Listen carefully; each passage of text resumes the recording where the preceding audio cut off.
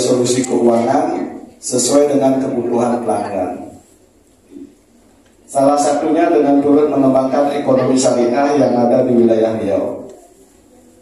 Berbagai kegiatan kami lakukan untuk memberikan kontribusi dan tentunya meningkatkan pertumbuhan ekonomi syariah. Adapun kegiatan literasi keuangan syariah yang saat ini dilakukan, bagian dari kegiatan Grand Expo yang bekerjasama dengan pihak Ramayana Padang. Bahwasanya kata Rasulullah, ya, orang yang menuntut ilmu itu akan dimudahkan Allah jalan ke surga. Makanya kalau Bapak Ibu yang lagi menempuh pendidikan, anak, pasangan hidupnya dan sebagainya, maka perbanyaklah doa terbaik karena akan dimudahkan jalan ke surga, pasti akan dikabulkan doanya. Ya. Apa saja doanya yang terbaik akan dikabulkan oleh Allah Subhanahu wa taala. Baik. Ya. Dasar kita untuk literasi keuangan syariah ini sebetulnya yang pertama disebutkan Allah dalam surat Al-Baqarah 208, ya ayyuhallazina amanu dukhulu fis-silmi kaffah. Wahai orang-orang yang beriman, masuklah ke dalam Islam itu secara keseluruhan. Dan Islam salah satu yang luar biasa mengatur secara detail kehidupan kita ini. Dan prinsip secara keuangan syariah adalah bagian dari fikih muamalah. Segala sesuatu itu dibolehkan kecuali ada dalil yang melarang. Assalamualaikum warahmatullahi wabarakatuh. Waalaikumsalam warahmatullahi wabarakatuh.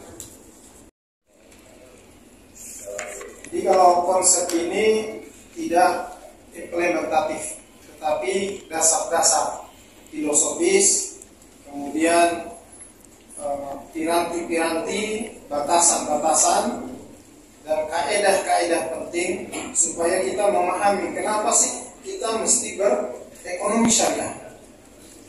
Dan ekonomi syariah itu cakupannya luas, semua yang terkait dengan persoalan ekonomi. Ketika kita jadikan basicnya, dasar implementasinya itu adalah ajaran Islam atau syariat, maka sesungguhnya itulah ekonomi Islam.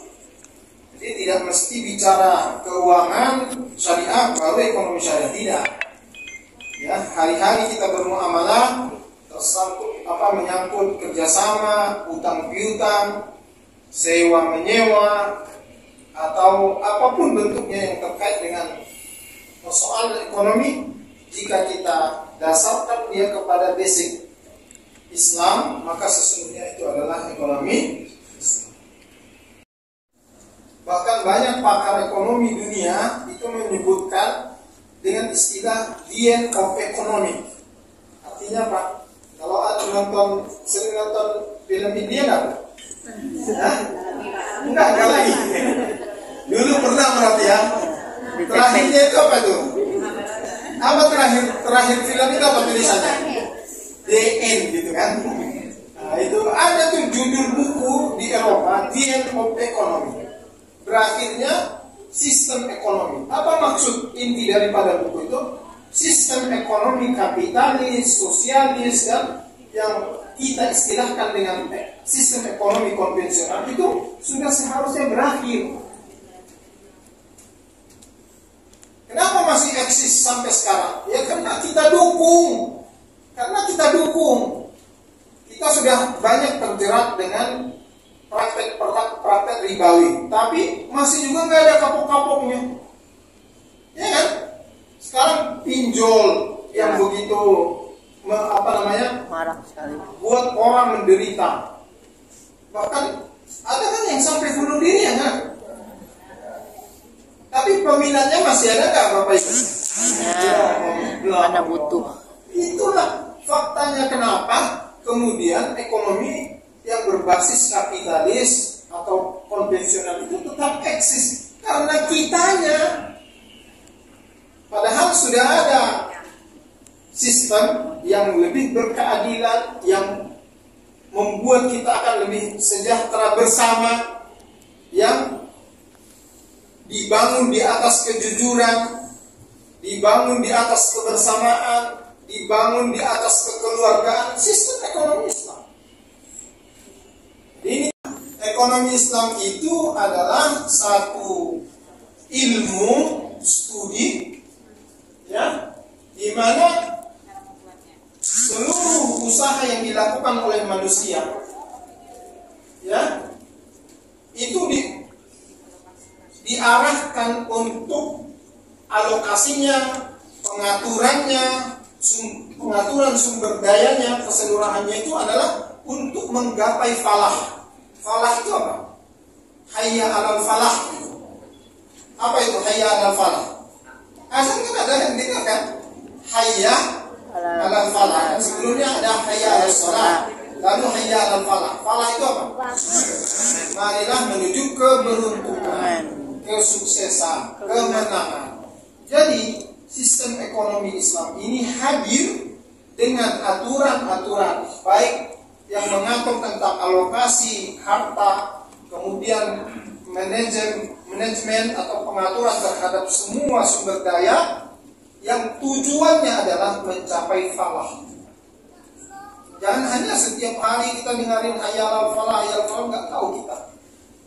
Saya luruskan ya, ada orang yang 6.666 itu nomor handphone, ya, quarter quarter 6. Yang benar 6.326 ayat.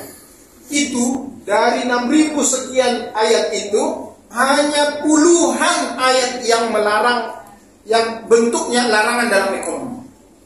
Hanya puluhan Bapak Ibu. Artinya apa itu? Mana banyakkan yang dilarang atau yang dibolehkan? Yang dilarang atau yang dibolehkan? Yang dibolehkan. Karena prinsipnya gini. Kalau yang dilarang itu, tadi Pak Ade sudah bilang, dalam hal muamalah ini, dalam ekonomi, ya, kaedah hidupnya itu, kalau nggak ada larangan dari Allah, maka lakukanlah. Larangannya di mana kita dapatkan? Dalam kitab suci. Di dalam kitab suci yang jumlahnya 6.300 sekian itu, cuma puluhan larangan. Itu artinya lebih luas yang dibolehkan oleh Allah untuk kita lakukan. Tadi istilahnya itu apa? Inovasi. Kita mau berinovasi dalam kehidupan ini, itu banyak hal yang bisa kita lakukan. Asalkan jangan melakukan yang dilarang. Intinya ketahui yang dilarang, jaga. Peringatan-peringatan terkait dengan apa yang dilarang itu terus kita sampaikan. Dan kita mudah-mudahan juga jaga diri kita untuk tidak terjebak dalam larangan-larangan tersebut.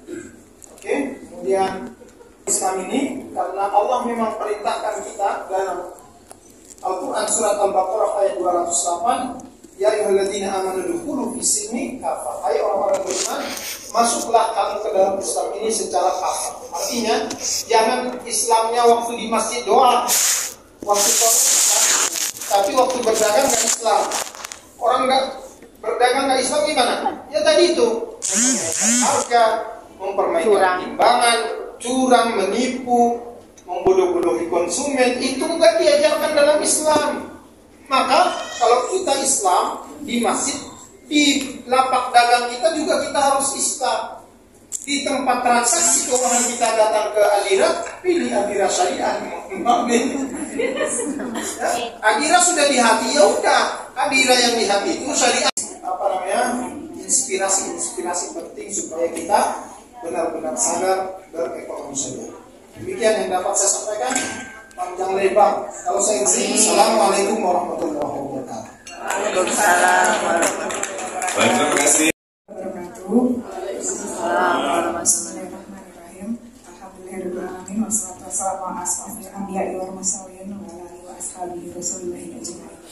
Bapak Ibu, saya di sini mewakili Adira Syariah. Kalau tadi bapak-bapak narasumber kita judul gelarnya di belakang itu panjang, gitu ya, jabatannya panjang gitu. Nah, kalau saya mewakili Adira, ya saat ini saya sebagai Head of Branch SSB kantor cabang Unit Syariah di Bangkinang. Sampaikan, menyambung yang disampaikan oleh pembicara kita tadi, narasumber kita tadi terkait pandangan syariah, apa itu konsep syariah gitu. Nah, kalau saya langsung ke prakteknya gitu. Ada beberapa agenda. Yang pertama terkait dengan informasi mengenai unit usaha syariah Adira Finance. Yang kedua terkait dengan produk dan partnernya Adira. Dan yang ketiga, apa aja sih kontribusi yang sudah dilakukan oleh Adira untuk umat. Saya mulai dengan agenda yang pertama, Bapak Ibu.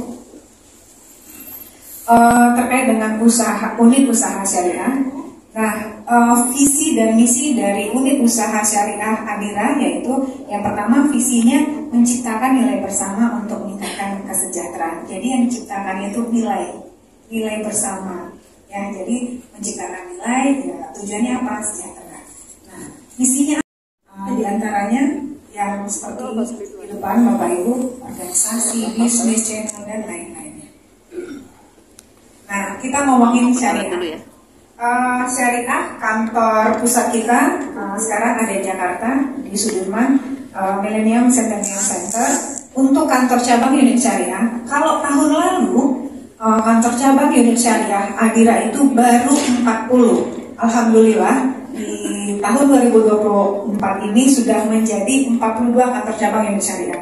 Di mana saja, kalau Bapak Ibu tahu, Aceh itu semuanya wajib syariah. Jadi kita ada 3 kantor cabang di sana, ada Langsam, Laboh, ada 4, Loksmawe dan Banda Aceh sendiri, terus Medan juga ada. Nah, untuk di Riau saat ini, alhamdulillah masih satu-satunya di Bangkinang kantor cabang unit syariah kita.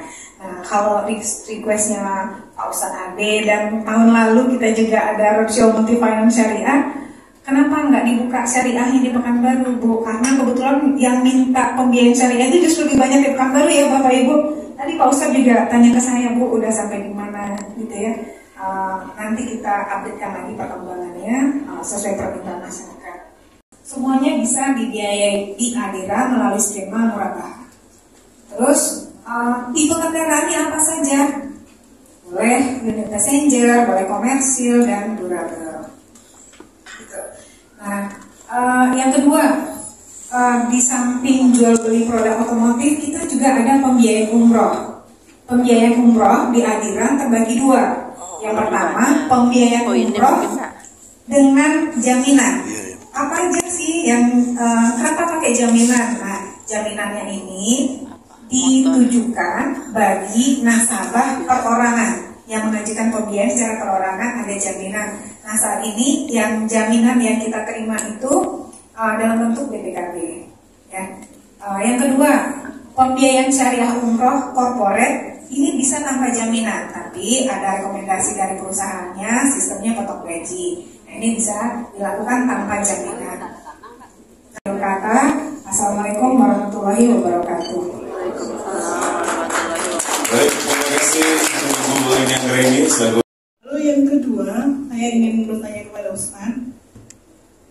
Saya pernah memperbandingkan Ustaz, misalnya kita pinjam yang konvensional dengan yang syariah. Kenapa setelah ditotal ternyata pembayaran di syariah itu ternyata lebih besar, Ustaz? Pernah kan nanya tentang perumahan. Kalau perumahan kan pembayarannya flat. Tapi setelah di total ternyata jadinya lebih banyak ketimbang yang konvensional. Terima kasih.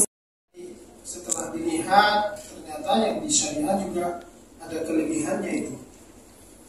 Nah, yang pertama, Bu, secara regulasi bahwa lembaga keuangan yang syariah maupun non syariah ya adalah badan usaha. Artinya yaitu menjalankan kegiatan usaha. Namanya usaha mencari untung atau enggak, Bu? Ya. Cari untung atau enggak? Ya. Cari untung. Sepakat ya? Jadi bukan berarti syariah enggak ngambil untung atau ngambil pendapatan. Kalau enggak nanti dari mana gaji orang-orang yang bekerja di syariah itu? Ya, itu yang pertama. Lantas pertanyaannya, cara mengambil pendapatan atau kelebihannya itu yang di syariah diperbaiki. Dalil tentang riba haram itu ada di surat Al-Baqarah 275. Kita ambil tengah-tengahnya. Ahallallahu al-bai' harrama riba. Allah halalkan kamu jual beli, Allah haramkan kamu riba. Sekarang yang jual beli itu seperti apa? Sekarang tadi Bu Rini tadi sudah katakan di Adira ini banyak akad yang ditransaksikan itu adalah akad murabahah. Murabahah itu Adira jualan barang. Ibu butuh mobil, motor, datang ke Adira. Lalu mobil, motor dibeli sama Adira. Lalu setelah dibeli oleh Adira, kan motor milik Adira. Dijualnya kepada ibu. Namanya jualan ngambil untung atau enggak? Ngambil untung atau enggak?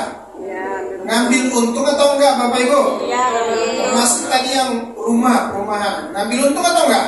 ya. Ngambil untung. Berapa keuntungan yang diambil itu tergantung ketentuan.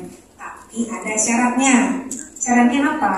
Kita mesti tergabung dulu dalam satu lembaga. Kenapa? Karena kalau Adira itu memberikan pelatihannya mesti ada kita tuh berikan pelatihan, pendampingan, terus ada monitoring, sehingga ini prosesnya ini kan berkelanjutan. Jadi Bapak Ibu misalnya ada wadahnya atau ada lembaga yang menaungi Bapak Ibu, ayo kita kerjasama dulu, kerjasama dengan Adira. Nanti ada mungkin beberapa dokumen yang kita perlukan. Terus jika Bapak Ibu butuh pelatihan, nanti kita akan sampaikan ke kantor pusat dan akan memberikan pelatihan sesuai dengan kebutuhan Bapak Ibu. Gitu ya. Menjawabnya Bapak Ibu, kita masih ada wadahnya dulu nih, ada lembaganya yang menaungi kita semua. Nah, Adira, karena ini pelatihan ini sifatnya berkelanjutan, kita karena ada pelatihan, pendampingan, monitoring gitu ya. Jadi kita nanti dengan lembaganya akan kerjasama dan memberikan pelatihan yang Bapak Ibu perlukan. Our hearts beat to the city streets. We began to feel the fire.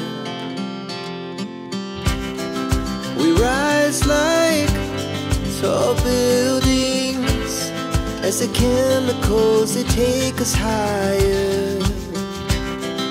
The night's young, it has just begun, as she puts her hand in mine. We wanna chase the night, wanna dance to the light, pull stars from the sky, just two hearts running wild. Never sleep, never stop, as we shout from the top. We're gonna be two hearts running wild.